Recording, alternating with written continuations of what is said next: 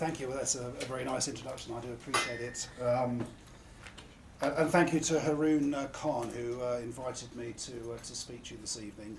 I'm delighted to be here.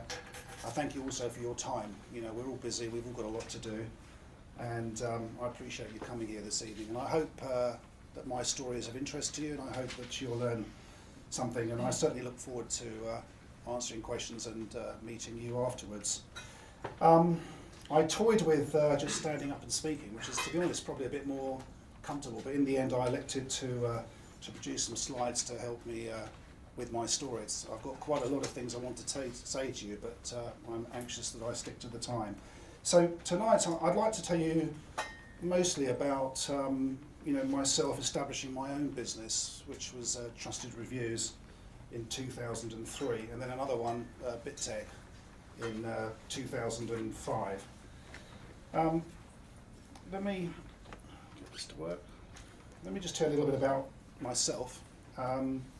You'll see from the slide, I was born in Upminster, and I have a twin brother and a sister. Both of my brother and my sister are both very, very artistic, and whereas my career went down a different path, being in technology and sales and business.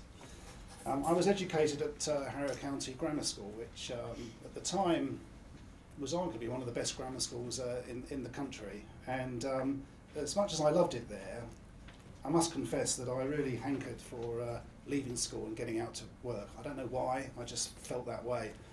And indeed, I actually did leave school after I started my A-levels. I just could not sat at a desk day in, day out, studying, and I actually left school. But my first job, I was very fortunate to do day release and evening release, and I studied at Harrow College of Technology and Art, and there I did an ONC and HNC in business studies. And I must confess, the 4 years doing business studies, I found that particularly interesting, and because my company was paying for it, so I made every effort to pass it. I'm married, I live in Virginia Water, and I've got a 10-year-old daughter. I also have an older stepdaughter and stepson. I'm very proud of all three of them. Becoming a dad was my greatest achievement, actually. So whatever I tell you tonight, which is fantastic, I hope, my daughter means everything to me, and so do my stepchildren. So we're going to talk about me a bit more. Yeah, I'm one of these annoying people where I try to do things really, really well. I have this inherent statement here that if a job's worth doing, then it's worth doing well. And I always try my best to do things to the best of my ability. I think sometimes if you don't succeed, I don't think it matters if you've actually made the effort. What annoys me is when people don't succeed because they don't make the effort. And in my working career, managing people, if someone's worked hard, done everything that they can, and they're not successful, then okay, that's okay. You know, let's rethink how we can do things. And I'm also a great believer in product excellence. Talk to you a little bit about Apple in a minute, who I work for. And for me, producing beautiful products is something that's also very, very important to me, and also in services. I am a workaholic. Even though I've sold both of my own businesses, I still work crazy hours. And it's interesting that for me, I can say that working for me is a hobby. I absolutely love it, and can't get enough of it. So my career, my first, I started a company called Johnson Matthey.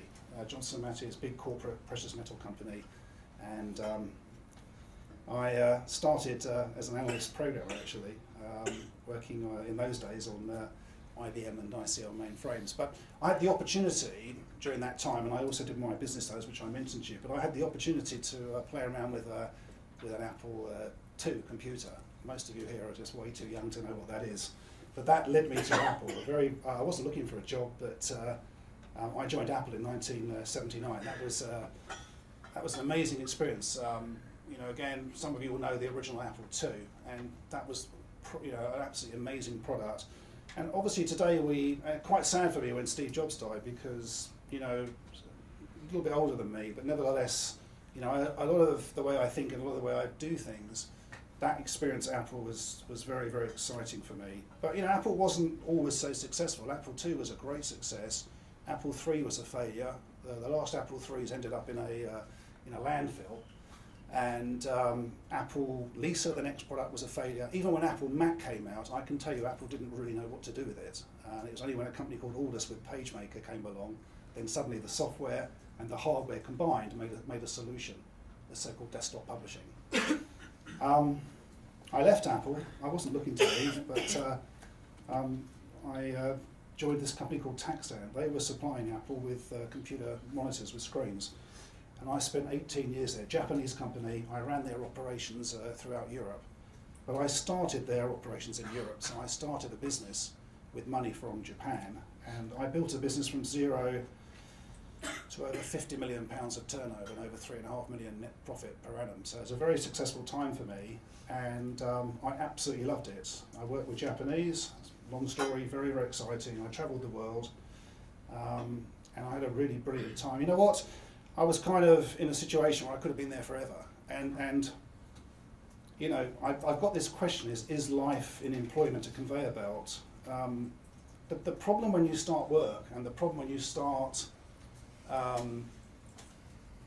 with commitments, is if you're renting a flat or you buy a house or whatever, but when you go down that conveyor belt and you've got those bills to pay, it's very difficult to jump off that conveyor belt and then just say, I'm going to start a business. And that's why I always say to people, if you're young and if you're at home, for example, you've got parents or you've got people that can look after you, that's a brilliant time to try to start your own business. It really is great. But likewise, I meet a lot of people in work who keep saying to me, I just wish I could start my own business. And I still try to encourage people, because when I finally jumped off the conveyor belt, yes, it's a conveyor belt, it sends you all the way through eventually to retirement and all the successes and benefits that you get. But you know what?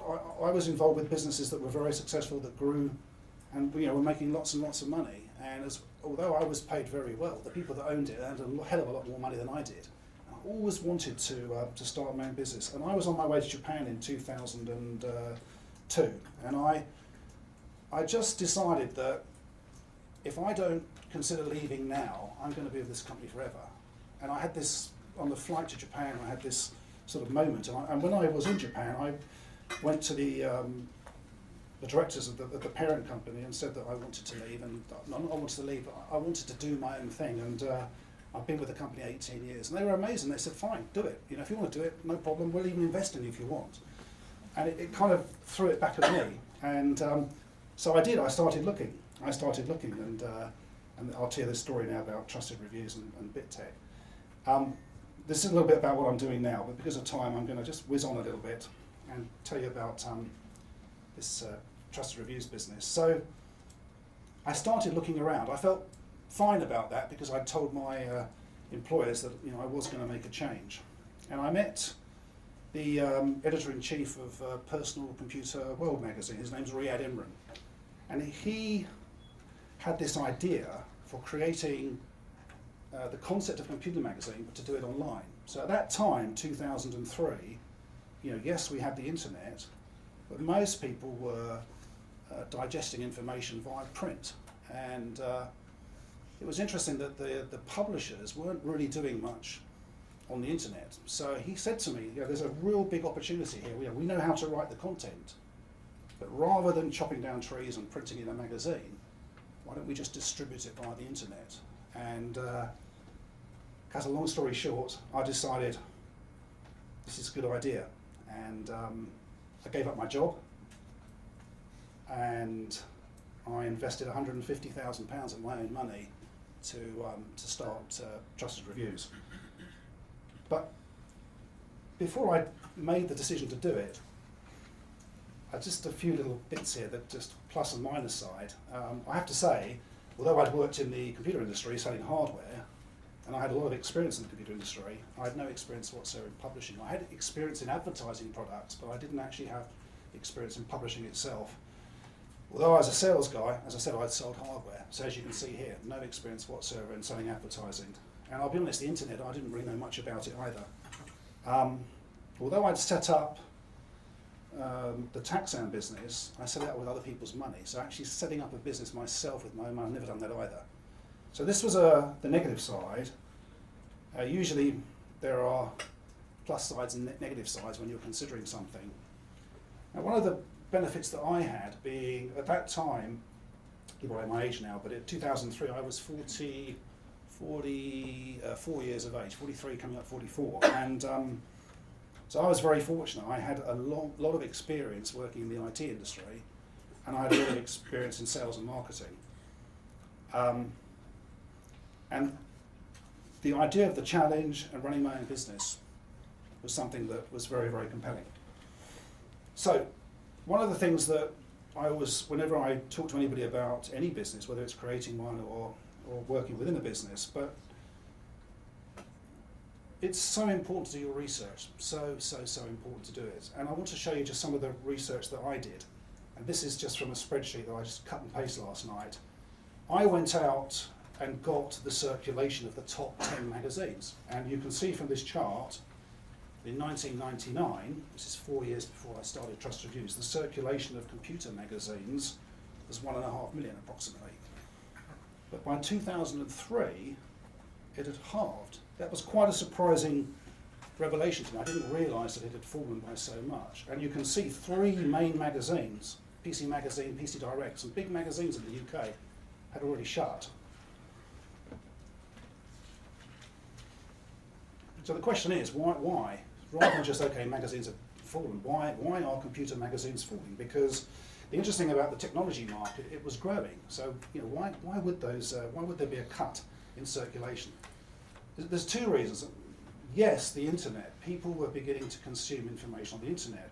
But also, I didn't just take that for granted. I realised when I did a little bit of research that people were becoming much more knowledgeable on computers.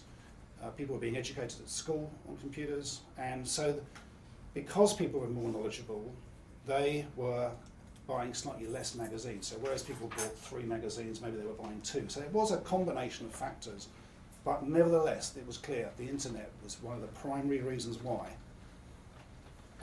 The other interesting thing was that this convergence of consumer and IT, this is an interesting one because, again, it's easy with hindsight now, we can look at it, we know what happened, but at the time, you know, digital cameras were beginning to appear, and also television has changed, and this convergence of consumer products with IT was also quite interesting. So when we looked at trusted reviews, yes, there were computer magazines doing reviews of PCs and laptops, but we decided that we would also do reviews of consumer products, digital cameras, televisions, mobile phones, and so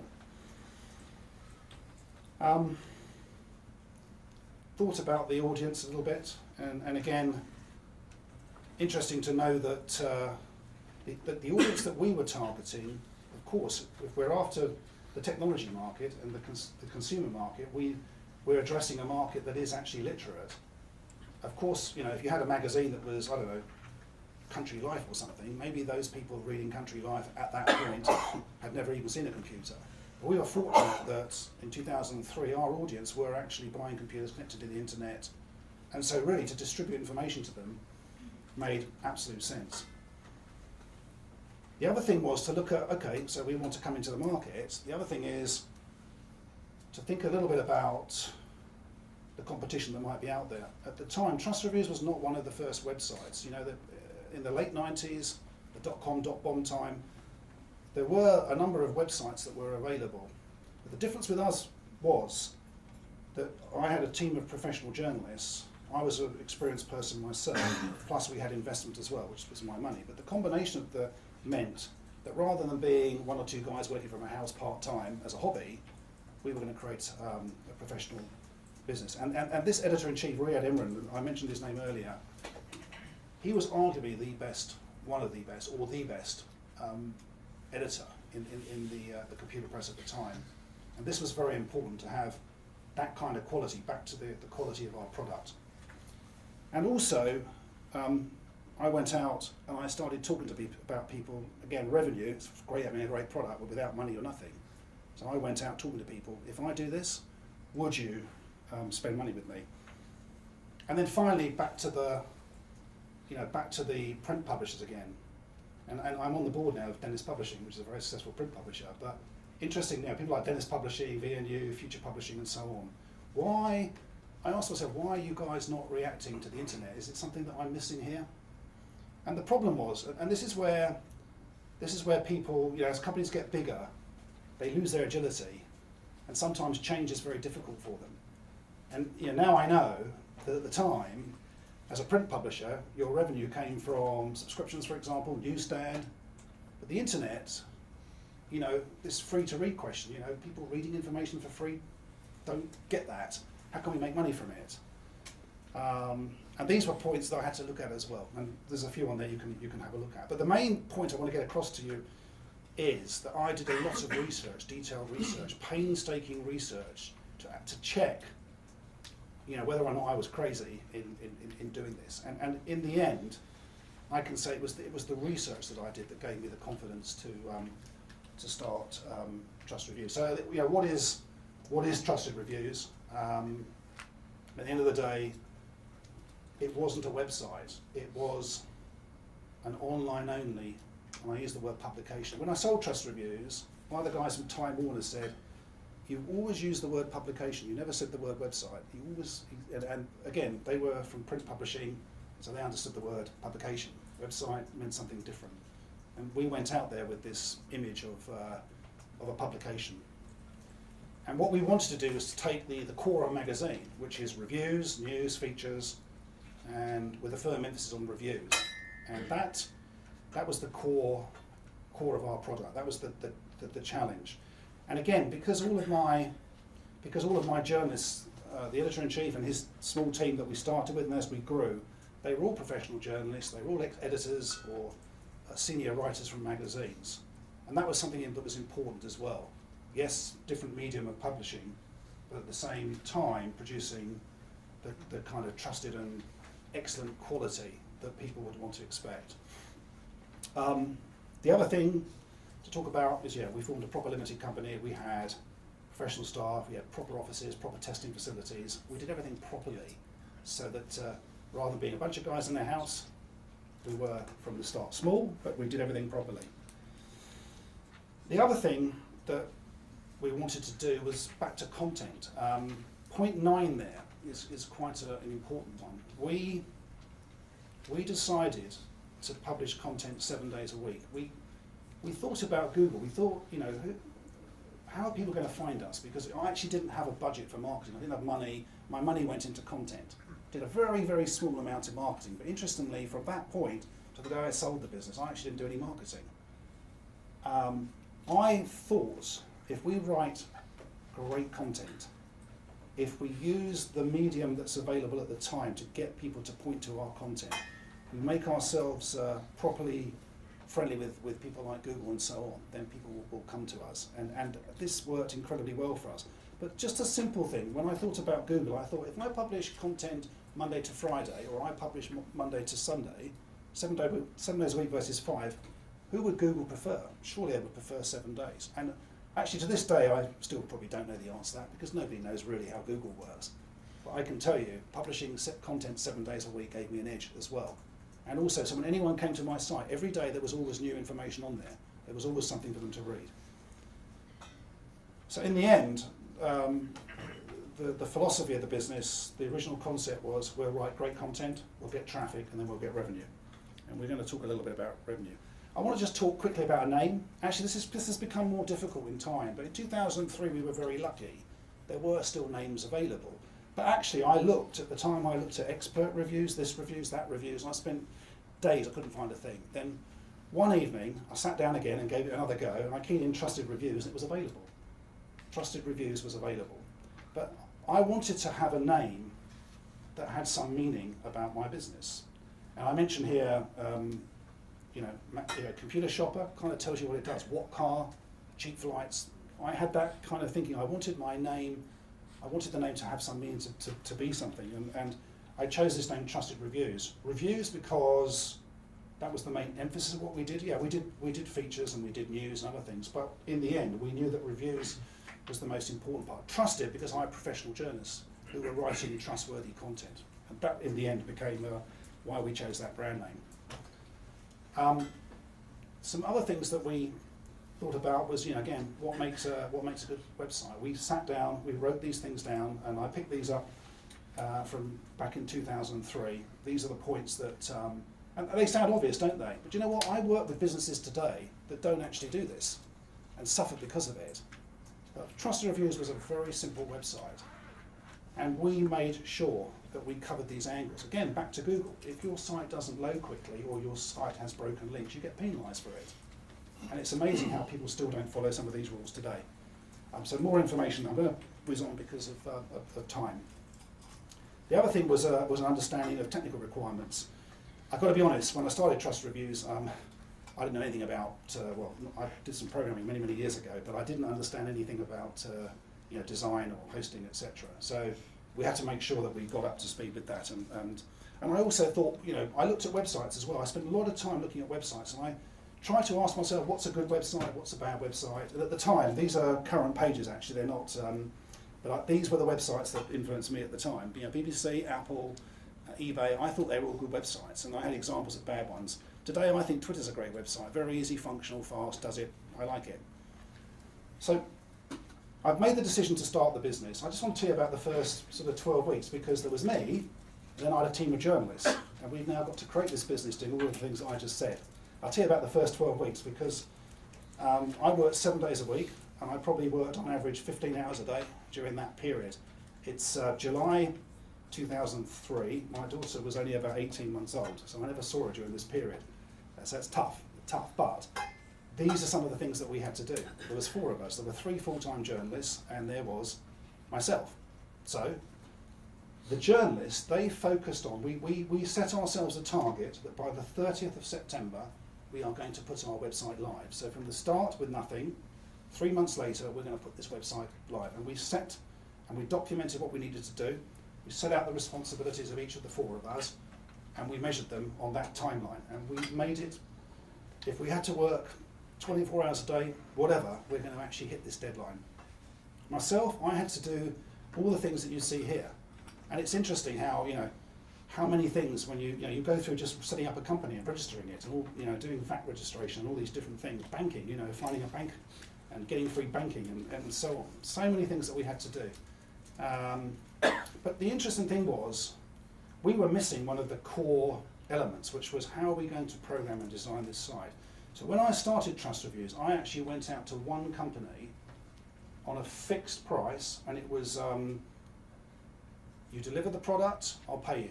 If you don't deliver the product, I won't pay you a penny. That was the deal. So I'm not going to do this drip feed you money. This is what I want you to do. Can you do it? If you do it, I'll pay you. And I found a company to do it. I also gave them the deadline, and I said to them, if you don't hit the deadline, I don't pay you. They took up that challenge, and they designed all my logos. They programmed the site to a specification that we gave, and they even hosted it for us. And that was a very, very interesting time. And they chose .NET, which was interesting because in the end we ditched that and changed to PSP. But at the start we had a Microsoft .NET solution. And I put there programming and IP. And one of the things that is so important at this point, if you do get somebody else to do something for you, make sure you own the intellectual property. That is so critical. I have known so many people make mistakes in this area. So myself, I made sure that whatever you do, I own it outright. We had that in a contract. Very, very, very important, because come the time you want to make a change, what you don't want is somebody owning it. And particularly when you sell a business as well, this is everything they'll check. So sales, how important is sales? I'm a salesman, that's my background. I love selling. I've got a quote here, which is from Thomas Watson, who's he's an entrepreneur, but more importantly, he founded IBM. And he said, quote, "Nothing happens until somebody sells something." And I think his point was that you can have the best product in the world, you can have the most incredible systems to back up that product. But you know what? If you've got no money coming in to pay for that, it's pointless. And again, when we look at the construction of a business, there is no doubt about it, this is the most important part of a business. Without this, you're nothing. Having said that, without the other bits, it would have been nothing. So in the end, they all become equal. But I again see many businesses that start haven't thought about this. This is really, really important. And I think this is one of the areas that helped me. Revenue model. I told you I knew nothing about advertising, but the model for Trusted Reviews was very simple. People are going to read reviews of consumer electronic products, technology products, and whilst they're reading those reviews, we are going to be able to place messages around those. Nothing wrong with this model. You know, in publishing, whether you buy a magazine, whether you watch television, we are subjected to advertising. The nice thing about something like this is we can also be very, very precise. The nice thing about digital is if someone's reading a notebook review, I can put notebook advertisements around it. And I tell you, put a notebook advert around a notebook review, you get much better response than if you put an advert for a yacht or something. So this is very, very important. Methodology. Do you know what? When I started CPM, CPC, CPA, all these different methods, I had no idea. But I went out, I visited other websites, I went out, some friends of mine who were in publishing, and I learnt very, very quickly. And one of the things that I did, which was quite interesting, and I tell you about this, was my website, as you can see, went live on the 22nd of September. Just come back to that at the end of this. But one of the things that I did was I knew that when my website went live, I'd have no traffic. So of course, I could sit there and say, right, I'm going to wait until my traffic is a certain level, and then I'm going to go out and start advertising. No way. I thought about the conundrum, how can I get revenue coming in when I haven't got any traffic?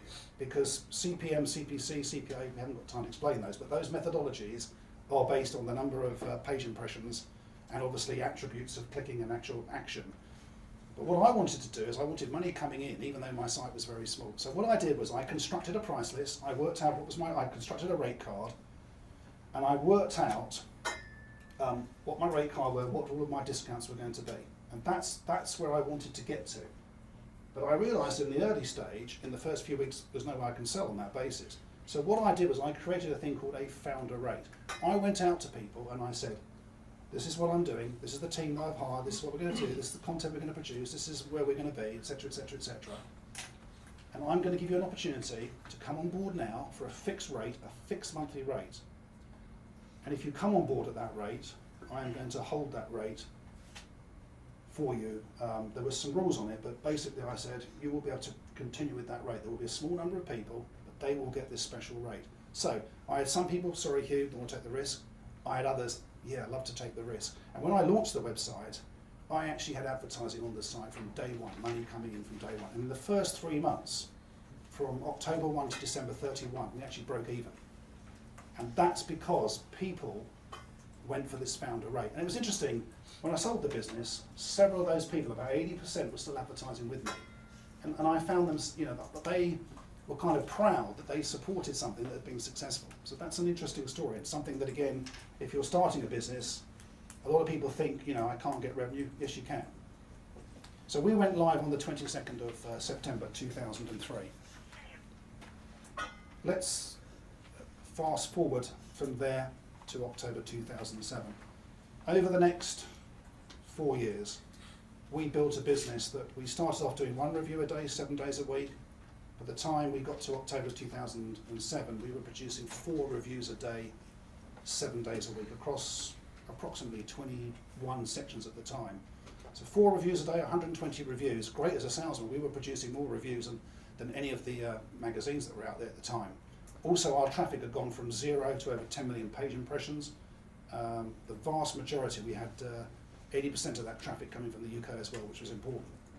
And our unique visitors per month went from 0 to almost 2 million. It's a lovely graph.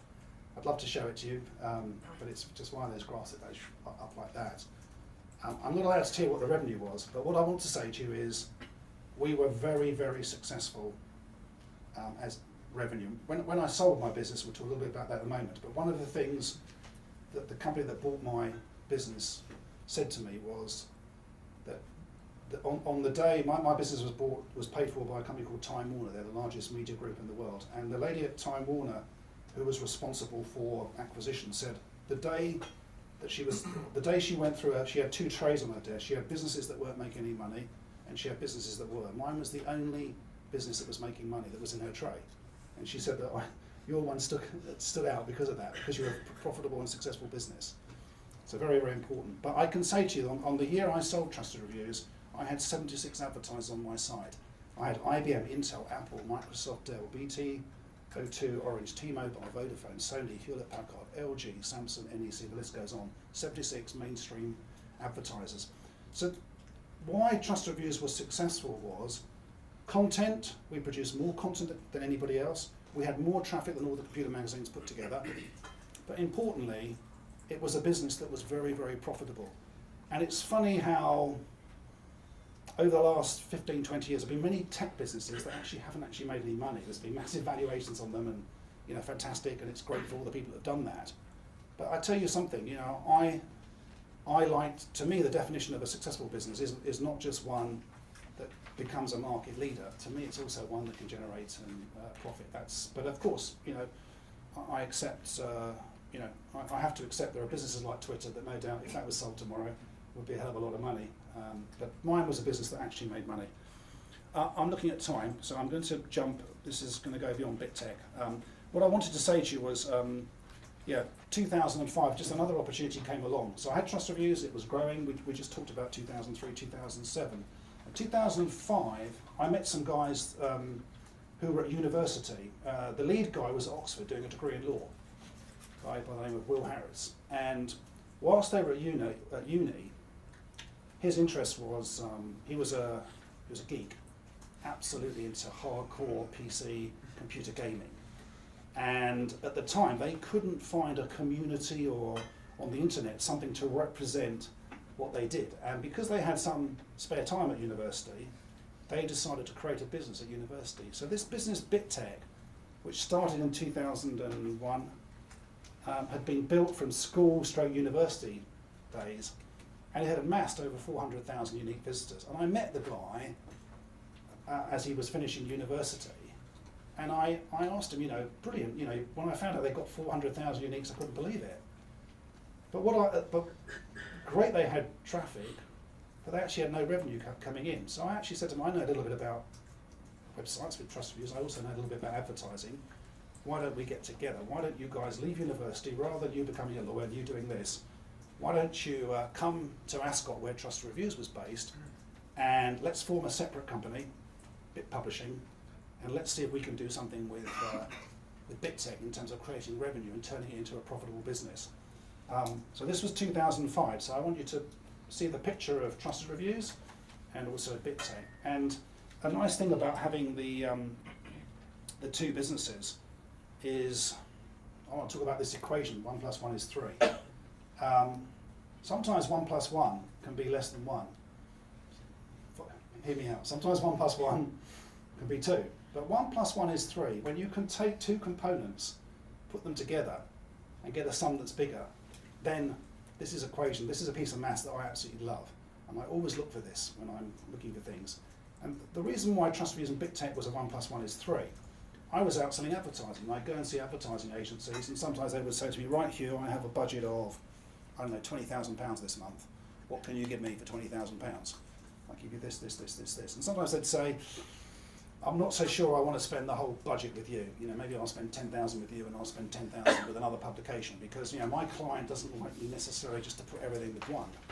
So the nice thing about having two publications and also having a different demographic, consumers with Trust Reviews and hardcore computer enthusiasts, was that if I'm in a meeting with Intel, for example, and they're launching a new processor, fine, they might want to launch their new Pentium processor it was at the time. But likewise, in the computer geek market, they definitely want to get to those kind of people. So being in a position to make one sales call and say, fine, you've got £20,000, we'll put 15,000 on Trust Reviews and we'll put 5,000 on BitTech. And interestingly, with Trust Reviews, I found approximately 60% of my customers, 50-60% of my customers who advertise on Trust Reviews would also advertise on BitTech as well. And I was able to monetize BitTech very, very quickly. And interestingly, BitTech was profitable from its first month, which was very, very exciting. A little bit about some of the things we did on BitTech there. I want to talk to you a little bit about exit, because I'm noticing the time is 7:35. Actually, I wasn't thinking about selling my businesses. I had two businesses, they were both successful. And in the summer of 2007, I had a call from an American company, very well known, and said, hi Hugh, we know about your company, and et cetera, and are you interested in selling? And I said, no, not really. And then they said, well, is it possible you can tell us, your traffic and your turnover and your profit? So under NDA, I gave them that information, and within 24 hours, I had a letter saying, we would like to buy your company there was a figure on it. I owned 94% of Trust Reviews, by the way, and 67% of BitTech. And when I saw the piece of paper, this is very interesting. And whilst I was thinking about it, and I got another call, it's strange, 2 days later I get another call from another American company, again saying they're interested. And I realised at this point, this is quite a lot of money, and I've known people who've started businesses, gone all the way up here, and then gone all the way down and missed the boat. And I realised that I should think about this carefully. And what I did was, rather than just, me dealing with these two people, I went out and I found an M&A company, small company, who understood publishing and understood the internet. And I put them in between me and these two people. But what I said was, look, I've brought two people to the table, they've made offers, I want you to go out and find some more. And they did that. They constructed an information memorandum, helped by me, and they went out to the marketplace. And they brought Time Warner to the table. And on the 19th of October 2007, I sold my business to Time Warner, who own IPC Media in the UK.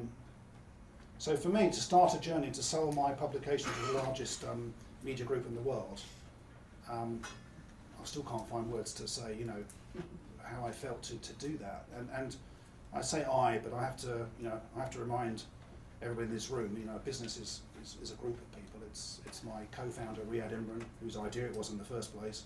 But the reason he had 6%, by the way, was he wouldn't put any money in, and he wanted a full salary from the off. Whereas I put the money in, and I told you how much, 150,000, and I had no salary until the business was profitable. I paid myself on net, so that was tough. But yeah, it was a team.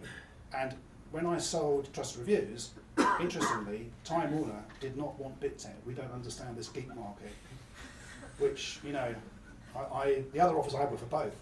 So amazingly, I was able to sell my business for cash. I was able to walk out of the door on the 31st of December. So literally within 8 weeks I was out.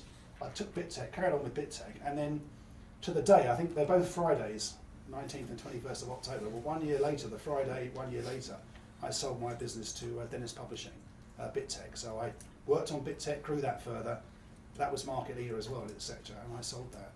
So it's a fantastic experience for me to start two businesses in quite a short period, 2003, 2007. It's not a very long period of time, and likewise BitTech, 2005 to 2008. And that's the story that I wanted to tell you today. But I want to say, in the end, why was Trusted Reviews and why was BitTech successful? Because I wasn't the only person who was playing on the internet doing publishing and technology products. I want to say to you that some of the things that made this, back to the product and back to product excellence, we argued that our content was worst case as good as anybody else because it was penned by professional journalists. And because we're online, we don't need to worry about page length. If you've got a magazine, reviews are cut because of paper. We wrote as much or as little. So if we reviewed a £1,000 camera, it might be 10 pages, for example. Our content was the best. People, very, very good people. People are so important, and we'll bring that to the final slide. But I put us in a nice office. We had a lovely office, set in about 20 acres of land, and rented it. It was cheap in Ascot, but it was a beautiful working environment. I made sure the environment was good. But I put a discipline in the business. Interesting with BitTech, these guys have been at university. The idea of starting work at 8:30 in the morning, I can promise you, these guys didn't want to do it. They'd not been used to that. But for me, for example, there were lorries delivering equipment at 8 in the morning. And okay, I'm in the office at 8, but I want someone to be there to unload that equipment and get it into the testing lab, etc. So there were a number of disciplines that we put into place, and again, I'm anxious of time, but this, and also meticulous. Again, back to my being very fussy, precise. I budgeted meticulously and made sure that my accounting and my control of cost was ruthless. And this is another important area which we can another day talk about. But in the end, it's teamwork, because us and them, traditionally in publishing, you have editorial people, you have sales people. And it's interesting in the print environment how very much there was an us and them mentality. I made sure from day one that I broke that barrier down. I didn't want to separate, I wanted to work as a team. But in the end, one of the things that really made this business successful was hard work. And I want to say to you in this room, you know, I genuinely worked 7 days a week. I worked incredibly hard, but I decided I'd much rather do 4 years of 7 days a week than maybe, you know, 20 years of 5 days a week. And in the end, I can promise you, nothing beats hard work and passion and businesses that I see as successful. This is the one that I tend to see, not necessarily 7 days a week, but people working incredibly hard. And you know what? The difference between us and success, actually, it's us. This is the point. Okay, it's about people. This is the line that guides me. You know, it's down to us for success. So look, it's 40 minutes have gone, so I'm going to say thank you for listening to me.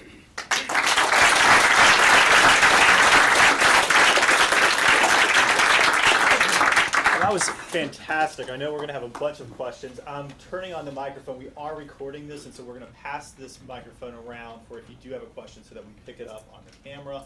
Additionally, I'm just going to point out real quickly, I know many of you all have seen this, but we have the hashtag up here, so if you are tweeting this, please do use this as the hashtag. With that, given that I know we have so many questions, let's go ahead and open it up.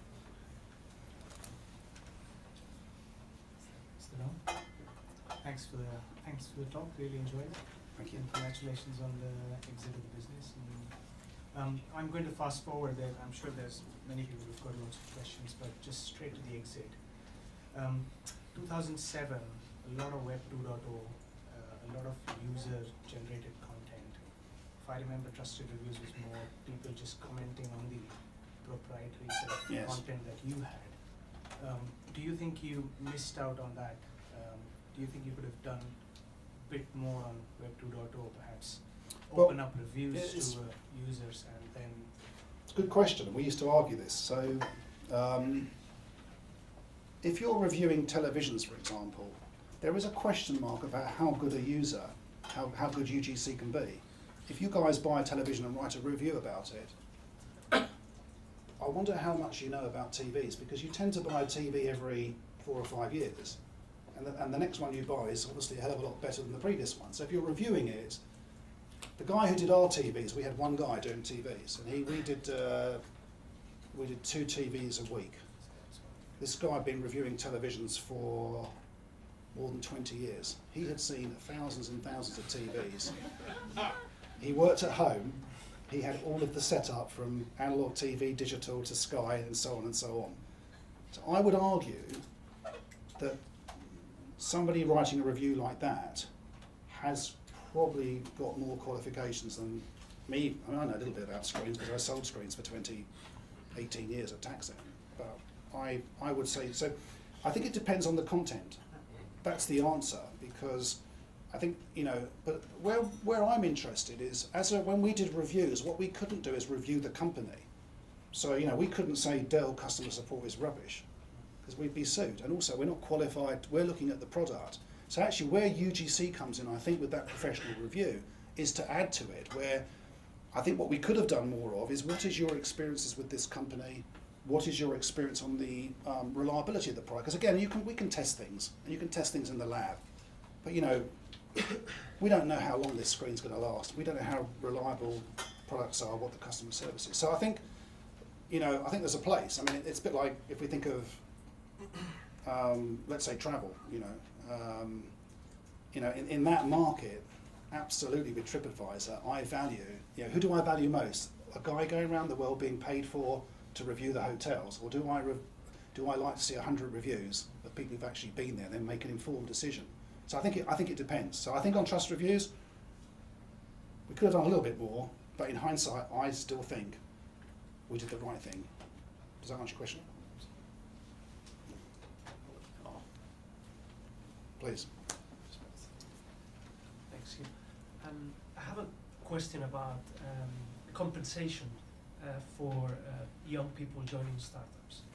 I work for a venture-backed business, and joining a startup or a young business, usually we have to work very hard, and people do it. And you mentioned that when you sold the business, you had 94%, Correct. and your co-founder 6%. Correct. So did the hardworking journalist or have any? And what are your views on that? It's a great question. I mean, I tell you, if you're going to start your own business, ownership is everything. I advise you, don't, you go on a mission. For example, my mission was I put money in, I had no pay. I remember really panicking about it. But my wife said, look, Hugh, if you lose it all, go and get a job. So that's what she said. And do you know what? That, Jill's my wife. That was a brilliant comment. It made me realise, okay, it fails, I'll go and get a job. Because I saved the money, I prepared for this, I saved and saved. And that's one of the things you can do when you've been working for 20 odd years. You can do that, hopefully, if you're successful. But, so I answered the question this way. I joined the company with no salary. I had everything to lose. My staff, I paid them full salaries. And so what I wanted to say is, these guys were paid. And I remind you, when I joined Apple as a very small company, and I got paid. I had no shares in Apple, and I look at the share price of Apple today. Yeah, and I tell you what, if I'd put my £50 or £100 or whatever I had in those days on Apple shares and had them now, look at that graph. I didn't have the money to do it in those days because of mortgage and everything else. But you know what? Apple taught me a lot. And although I didn't make lots of money from Apple, I used my experience later down the line. And I hope that the people who work with me look at that bloke. I'm going to do it myself. And one or two of the people who've worked with me are now doing their own things. The BitTech was different. The BitTech guys, I showed you an initial slide, 48 for me, 52 for them. And BitTech, they were more owners of the business, and so they benefited from the sale. Let's say slightly better than those of Trust Reviews, but again, trust. And also, if you're an employee of a successful company, I think it's good for your CV. I think it's good, and I think the experience is good. So I hope I've answered it. But my staff, none of them left. They were happy. I see them all now, and I help them and do whatever I can for them. So I believe everything was cool. But at least I was honest with them. That's the deal. If you join, that's the deal. There's this gentleman here. Yeah. Could you just talk a little bit about the companies you've got involved with since? Yeah, so I'll put that slide. And just how you came across the opportunities and how you chose them as well. I'll tell you the saddest thing about selling my business, both of my businesses, was you sell your business. I sold both of mine for cash, which is amazing. And BitTech, I had to work with Dennis for 6 months, but once 6 months went by, so May 2009, I find myself unemployed. For the first time in my life, what do I do? Because I've never taken drugs myself, but if anyone's taken drugs, I can imagine if you're heavy on drugs, it must be very difficult to get off it. And work is a drug. And you know what? To go from working 7 days a week to having no job, you feel something. I tell you, I felt a loss. I absolutely did. And I could go home all day and annoy my wife, and vice versa. But the point is, my wife knows me for the person that I am, not for the person I've now become, unemployed. And my daughter's 10 now, but in 2007 she still has to go to school every day, and there are things that I do, there are things that my wife does. So for me, there was no choice. I have to go back to work. What am I going to do next? So for me, it was, what's the next conveyor belt? Do I start the next business? And the route I've gone down is a combination of angel investing, and you can see Lovestruck, Park at My House, Net Communities, for example, or I've also done some non-exec work. And also I work with Camp and Entrepreneur Country and Launch 48 and some other things. And I do a little bit of networking. And there's a longer list than this, actually, and a few other companies I'm involved with. So now it's amazing because I work with, if you take Lovestruck, I met these guys at Camp. So I went to a Camp event, I went along as a mentor. I met these guys, small dating website, a couple of guys who were just doing it in the evenings and weekends, and they had full-time jobs. Cut a long story short, I invested in Lovestruck. The business was doing £2,000 or £3,000 a month, January 2010. 20 months later, last month, we did £120,000 of subscriptions. And Lovestruck, if you've heard of it, is one of the leading dating sites in London. Now, okay, I'm a minority shareholder, an angel investor, whatever, but it still means the same to me. I still look at that business as if it's my own. It's not. It is partly mine, but I'm a small shareholder. And Park at My House. I invested with BMW. Can you believe it? BMW Munich and me have invested in this business. it doesn't get much better than that from me. So it's even if it doesn't work, you know, BMW, it's really, you know, for me it's fantastic. So, so for me, I just had to go out, and I could sit at home waiting for things to happen. You know, there are three types of people. There are those people that make things happen. There are those people that watch things happen, and there are those that ask what happened. Okay, it's true. Think about it. So I'm someone who likes to make something happen. So I had to get out and find my way. So I joined a few investor groups, and I just started networking and calling people, and bit by bit, you start to meet people. And you know, I've never been so busy. You know, I wrote this presentation at 2 o'clock in the morning last night. Or, you know, that's when I scribbled this all down so I could remember what to say today. And I've been in a board meeting all day at Marco Media. And I don't know if you guys know myvouchercodes.com. This guy's 31. This is a business that made £5 million net profit last year. And this guy owns the whole lot. And I advise him. I mean, it's an honour to advise a 31-year-old. But what a business, you know, from 0 to almost 100 people now, based in London.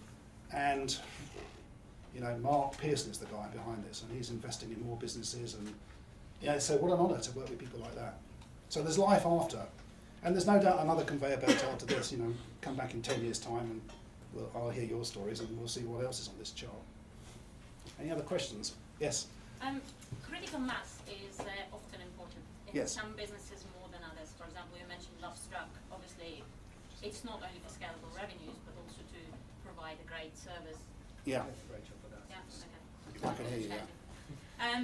So, for example, Lovestruck, you need to have more singles on the service to Correct. provide a better service. Is there anything, apart from a great product, that you have seen consistently in businesses that helps them create critical mass and be good at customer acquisition?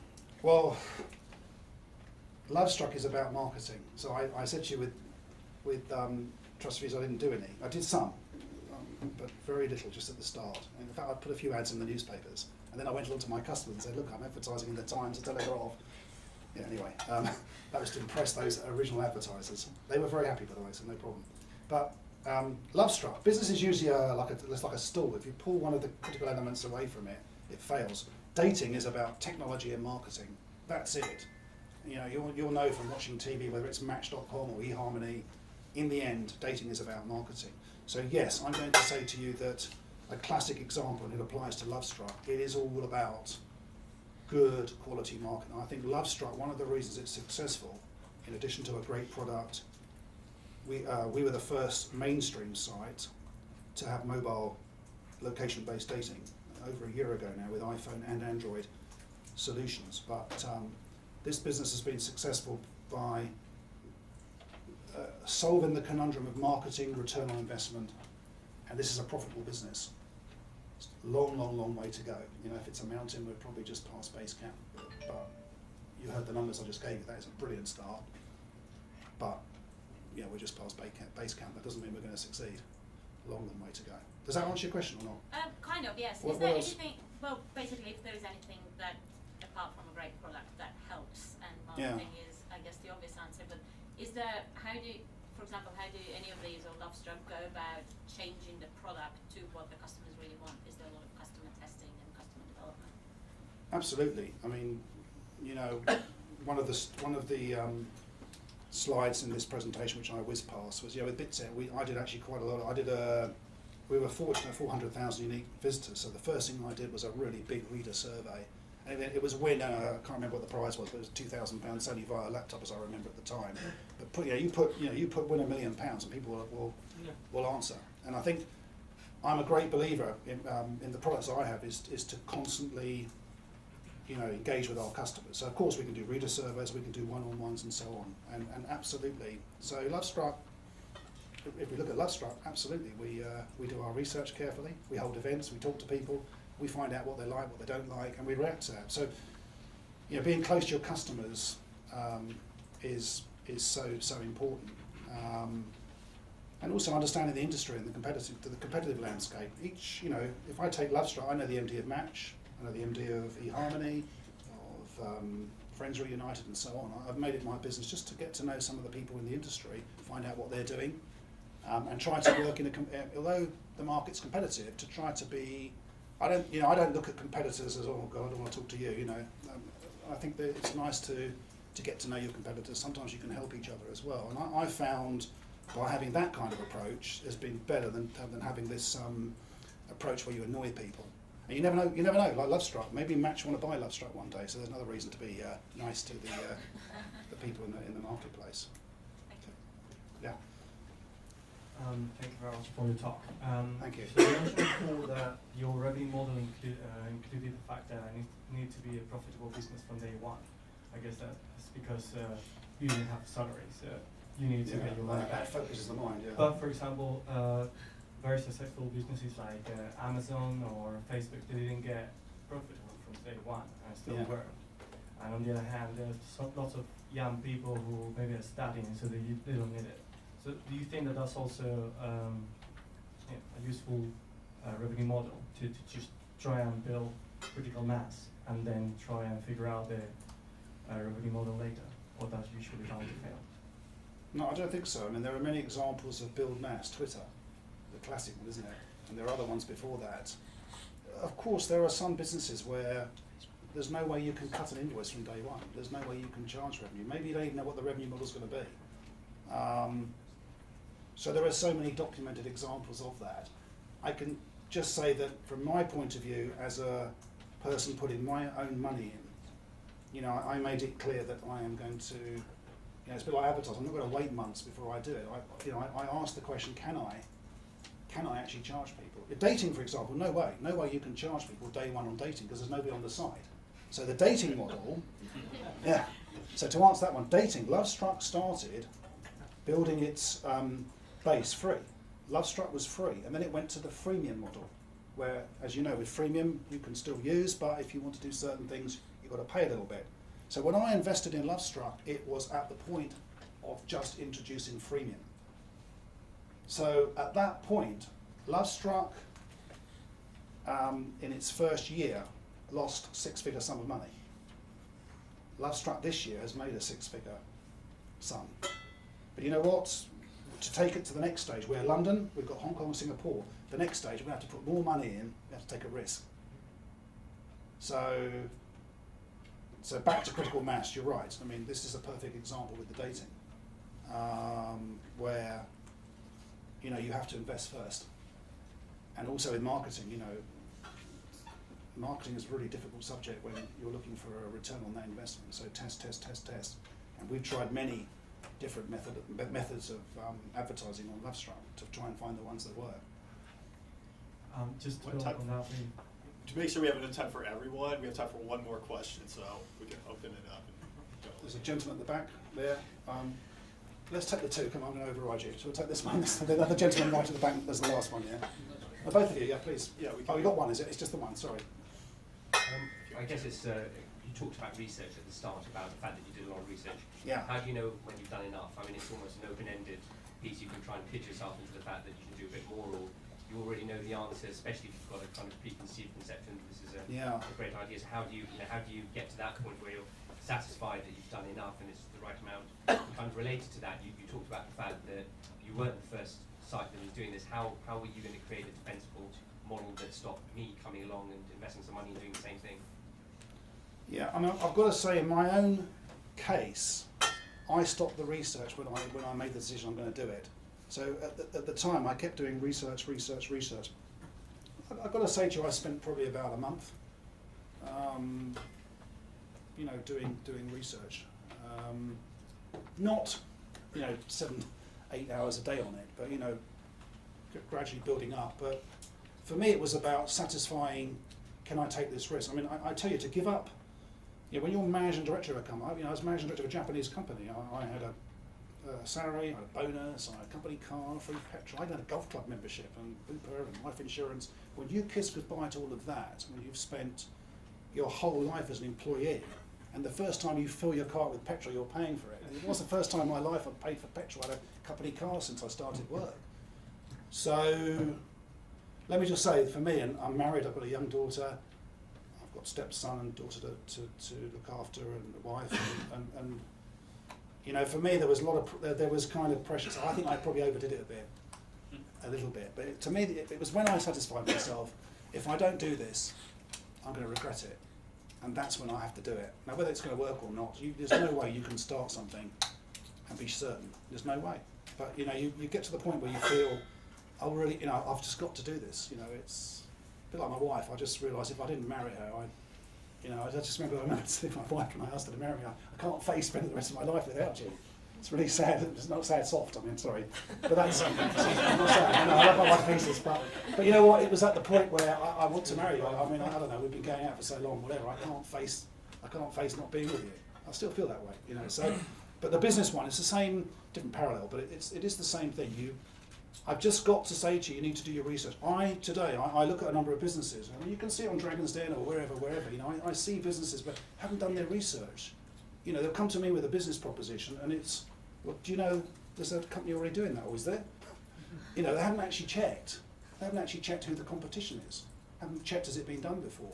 Or they come to me with a domain name, and it's, well, someone's already using that name. You know, or oh, are they? Yeah. So research can be very simple, and it can be very, very detailed. In my case, it was very, very detailed, and maybe I overdid it a bit. Maybe I could have flicked the switch a bit, but I was a lot to lose. I felt in giving up a good job after 18 years. A big risk. Yeah.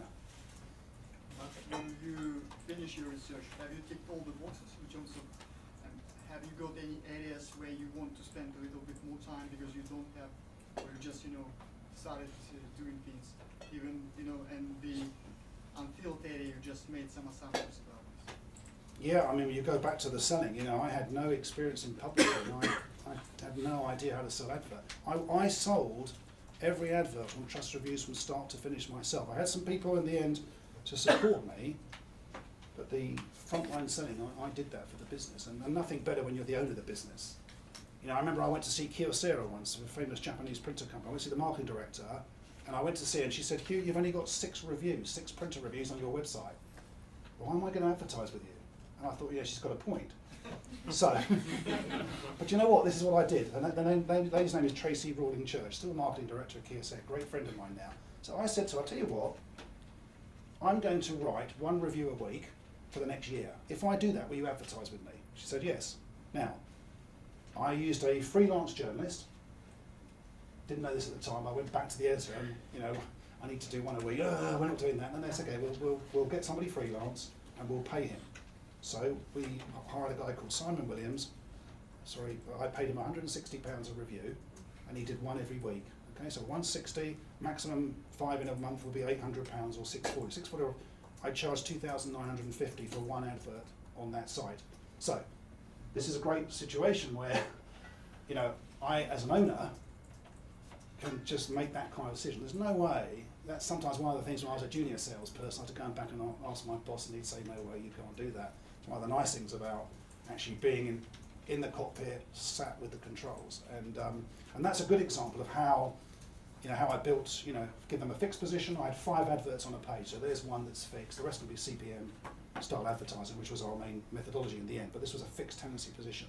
And that was one of those founder advertisers in those early days, and that's how the printer section became totally popular. And we used that model across other sections. And if we launched a new section, that's exactly what we did. Get somebody, it was either full-time or freelance, but if it was freelance. TVs, we launched the TV section before the World Cup. So when was the last, not the one we just had, the one before, but 2006 was it? Anyway, at that time, these flat TVs were coming in. So the guy did TVs. I met him and I said, can you write me 1 TV review a day for the next 60 days? Like, no way. Okay, what's it going to cost me? And in the end, we made a deal. So, you know, again, I think it was 160, yeah, probably 150 or 160 a day, 1 a day. This guy just worked 7 days a week producing TV reviews. And you know, then I went out to Toshiba, Sony, and said, we're launching TV section of World Cup. And I absolutely filled the section with advertising. And that's how the TV section got going. And at the time, all the computer magazines were not reviewing TVs. We were doing TVs, back to this point about convergence of IT and consumer and moving quickly. So, and I didn't even ask the editor-in-chief, you know, that's a bit naughty. No, I went back and spoke to him, but I want to do TVs. You know, we've been talking about it, and I just took the moment to do it. And printers is the same story. So, sorry, we moved off the question a bit, but anyway, I think I answered it. Well, reasons, given time constraints, we are going to actually move the conversation upstairs. We have time to continue the conversation. Go on, one short one. It's a short one. Yeah. This is going to be short. Build it up. I have potentially profitable business, great product, and I have a bunch of people working with me at the moment. What I'm looking at the moment is mentor, perhaps investor. And I here actually would like to ask you whether I could have a meeting to pitch the idea. Well, yes, you can. There you go. I'll meet you. All right? Thanks so much. Good. Excellent. Thank you Thank very you. much.